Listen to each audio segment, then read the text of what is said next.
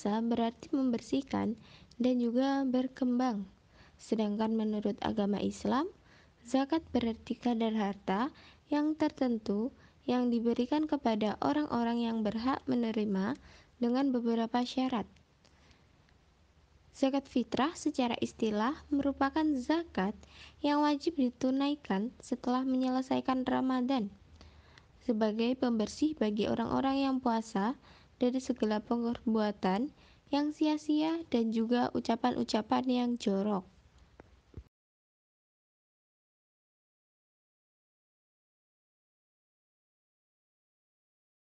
Kadar zakat menurut beberapa mazhab. Yang pertama, mazhab Maliki. Mazhab Maliki berpendapat bahwa satu sak itu sama dengan 4 mud, dan 1 mud itu sama dengan 2,7 kg. Yang kedua, menurut mazhab Syafi'i. Mazhab Syafi'i berpendapat bahwa satu sak itu sama dengan 2,75 kg. Yang ketiga, mazhab Hambali. Mazhab Hambali berpendapat bahwa ukuran satu sak itu sama dengan 2,2 kg. Yang keempat, mazhab Hanafi. Mazhab Hanafi berpendapat bahwa ukuran satu sak jauh lebih tinggi, yaitu 3,8 kg. Kemudian Basnas menentukan aturan zakat fitrah di Indonesia yaitu sebesar 2,5 kg atau 3,5 liter.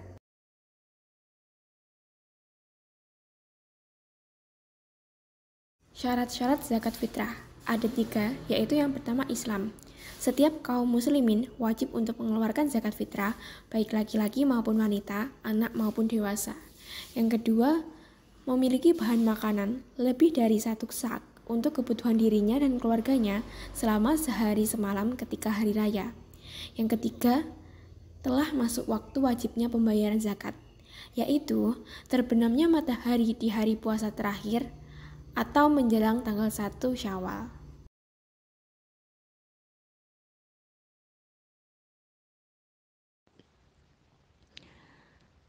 Untuk waktu pelaksanaan pembayaran zakat fitrah sendiri digolongkan menjadi 4 golongan, yaitu yang pertama waktu mubah, di mana zakat fitrah dapat dikeluarkan sejak awal bulan Ramadan hingga akhir bulan Ramadan.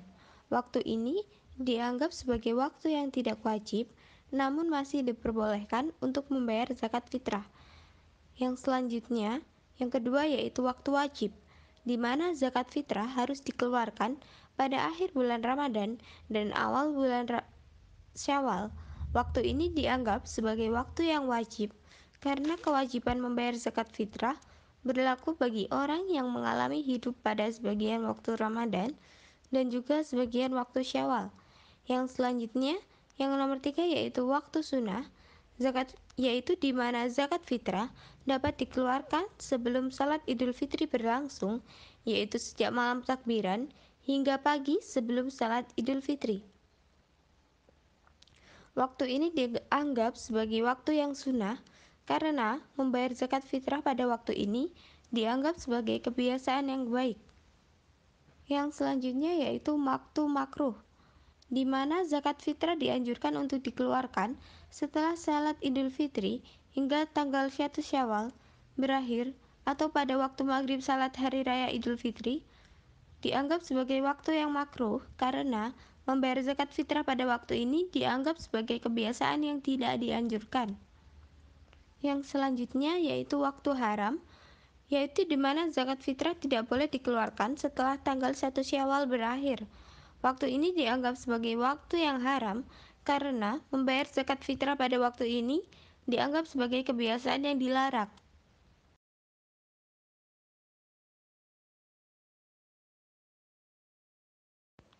Yang selanjutnya yaitu pengertian dari zakat mal.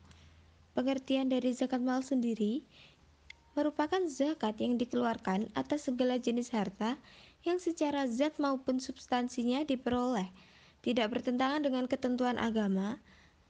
Zakat mal merupakan harta yang wajib dikeluarkan seorang muslim sebagai nisab dan juga haulnya.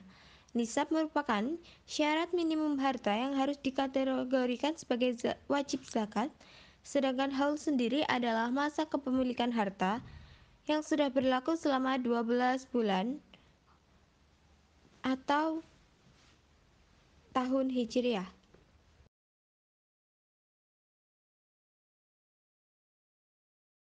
Selanjutnya yaitu pembagian zakat mal. Yang pertama ada zakat binatang ternak. Binatang ternak yang wajib dikeluarkan zakatnya ialah unta, sapi, atau kerbau, kambing, atau biri-biri. Syarat-syarat wajib zakat binatang ternak adalah: pertama, pemiliknya orang Islam. Kedua, pemiliknya merdeka. Ketiga, milik sendiri. Keempat, sampai senisab. Kelima, cukup setahun. Keenam, makannya dengan penggembalaan. Ketujuh, binatang itu bukan digunakan untuk bekerja seperti angkutan dan sebagainya. Selanjutnya yaitu zakat emas dan perak. Ketentuan zakat emas dan perak yang wajib dizakati yaitu: satu, tidak berbentuk perhiasan yang diperbolehkan, yaitu perhiasan yang siap untuk dipergunakan secara mubah, baik dihasilkan melalui penyewaan, pinjaman, atau lainnya. Yang kedua, mencapai 1 nisab. Nisabnya emas yaitu 20 miskal atau sekitar 84 gram. Sedangkan perak yaitu 200 dirham atau sekitar 588 gram. Yang ketiga, mencapai haul 1 tahun dalam keadaan mencapai nisab. Yang keempat, zakat yang wajib dikeluarkan adalah 1/4 dari 1/10 harta yang ada, atau 2,5% sampai 1/40. Yang ketiga yaitu zakat harta tijarah atau dagangan.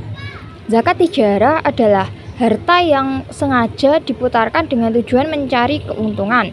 Ketentuan tijarah yang wajib dizakati adalah: satu, berbentuk materi yang diperdagangkan, tidak berupa harta yang wajib dizakati. Yang kedua, harta yang ada diniati untuk diperdagangkan pada awal kepemilikannya. Yang ketiga, harta yang ada didapat dengan jalan transaksi jual beli, tidak dengan jalan memperoleh warisan. Yang keempat, harta yang ada tidak ditukarkan menjadi emas ataupun perak di tengah-tengah haul. Yang kelima, tidak ada tujuan untuk disimpan atau digunakan untuk selain niaga di tengah-tengah haul. Yang keenam, mencapai haul 1 tahun dengan ketentuan pencapaian nisab emas atau perak murni. Yang ketujuh, zakat yang wajib dikeluarkan 1/4 dari 1/10 nilai nominal yang ada. Selanjutnya yaitu zakat tanaman atau buah-buahan.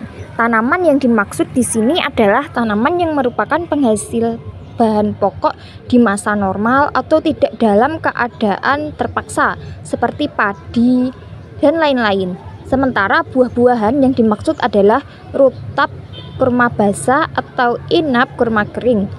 Ketentuan tanaman yang wajib dizakati yaitu: 1. Termasuk tanaman yang sengaja ditanam dan diambil hasil panennya oleh manusia. Yang kedua, termasuk bahan pokok dan tahan dalam beberapa jangka waktu tertentu. Yang ketiga, telah siap panen. Yang keempat, mencapai 1 nisab. Nisab hasil bumi yang sudah dibersihkan ialah 5 wasak, yaitu kira-kira 700 kilo. Sedangkan yang masih berkulit nisabnya 10 wasak sama dengan 1400 kilo. Zakatnya 10%, 1/10 jika diairi dengan air hujan, air sungai, siraman air yang tidak dengan pembelian. Jika diairi dengan air yang diperoleh dengan pembelian, maka zakatnya 5% atau 1/20. Semua hasil bumi yang sudah masuk wajib dikeluarkan zakatnya, termasuk yang dikeluarkan untuk ongkos menuai dan angkutan.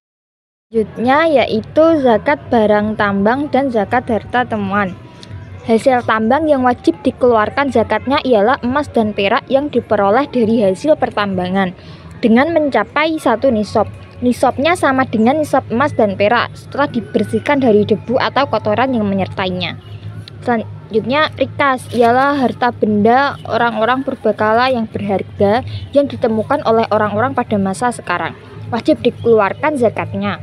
Barang rikas itu umumnya berupa emas dan perak atau benda logam lainnya yang berharga. Ketentuan harta temuan yaitu mencapai 1 nisab. Nisabnya sama dengan nisab emas dan perak ditemukan di bumi. Zakat yang wajib dikeluarkan 1/5 dari jumlah harta yang ada.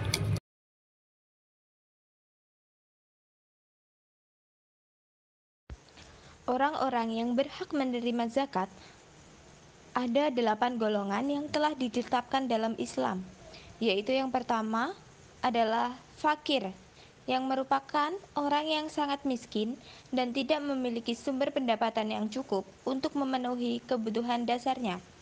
Yang kedua yaitu miskin, yang merupakan Orang yang miskin namun masih memiliki sedikit sumber pendapatan, namun masih memerlukan bantuan untuk memenuhi kebutuhan dasarnya. Yang ketiga, yaitu amil, adalah orang yang bertugas sebagai pengurus zakat dan membantu dalam mendistribusikan zakat kepada orang-orang yang berhak menerima zakat. Yang keempat yaitu mu'alaf, adalah orang-orang yang baru masuk agama Islam dan masih memerlukan bantuan untuk memenuhi kebutuhan dasarnya. Yang kelima yaitu rikob, adalah orang yang berhutang dan memerlukan bantuan untuk melunasi hutang-hutangnya. Yang keenam yaitu gorim, adalah orang yang mempunyai hutang dan kesulitan untuk membayarnya. Yang ketujuh yaitu fisabilillah, adalah orang yang sedang berjuang di jalan Allah dan juga memerlukan bantuan untuk memenuhi kebutuhan dasarnya.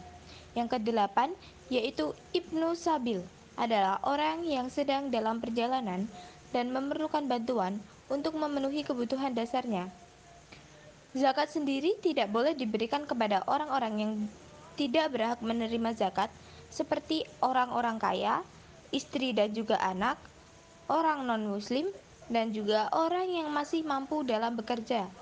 Zakat memiliki peran penting dalam membangun serta kesejahteraan sosial dan juga ekonomi umat, serta juga mendistribusikan kekayaan dan mengurangi kesenjangan sosial antar umat agama Islam.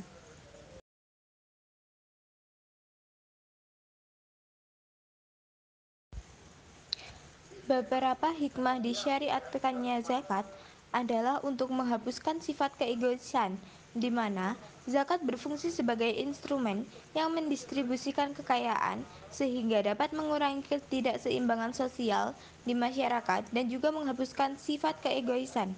Yang kedua, untuk mendekatkan diri kepada Allah Subhanahu wa taala. Zakat sebagai bentuk ibadah kepada Allah Subhanahu wa taala memperkuat hubungan antara hamba dengan Sang Pencipta dan juga meningkatkan keimanan serta ketakwaan seseorang. Selanjutnya, untuk membersihkan diri harta dari kotoran, yang dimana zakat membersihkan harta dari kotoran, kikir, dan juga dosa, sehingga pemberi zakat dapat meningkatkan kualitas hidup dan juga keberkahan harta. Yang selanjutnya yaitu untuk membantu masyarakat, di mana zakat membantu masyarakat, terutama kaum fakir dan juga miskin, dengan memberikan dukungan untuk bangkit dari kesulitan dan juga meningkatkan kesejahteraan umat. Yang selanjutnya yaitu mengurangi kesenjangan sosial, di mana zakat mengurangi kesenjangan sosial dengan mendistribusikan kekayaan dan memberikan kesempatan yang sama kepada setiap individu tanpa melihat latar belakang ekonomi. Yang selanjutnya yaitu meningkatkan kesejahteraan umat, di mana zakat meningkatkan kesejahteraan umat dengan memberikan pendidikan dan juga pelatihan serta membantu memecahkan permasalahan yang dihadapi oleh Al-Gharim, Ibnu Sabil, dan juga para mustahik lainnya. Yang selanjutnya yaitu menghilangkan sifat bakil dan juga loba, di mana zakat menghilangkan sifat bakil dan loba kepada sang pemilik kekayaan dan juga penguasaan modal, sehingga masyarakat dapat hidup lebih adil dan berkelanjutan. Yang selanjutnya yaitu mewujudkan rasa solidaritas dan belas kasihan, di mana zakat mewujudkan rasa solidaritas dan belas kasihan serta menjadi wujud kegotong royongan dan juga tolong menolong antar umat beragama Islam. Dengan demikian, zakat mempunyai peran penting dalam membangun kesejahteraan sosial dan juga ekonomi umat Islam, serta mendistribusikan kekayaan, juga mengurangi ketidakseimbangan sosial.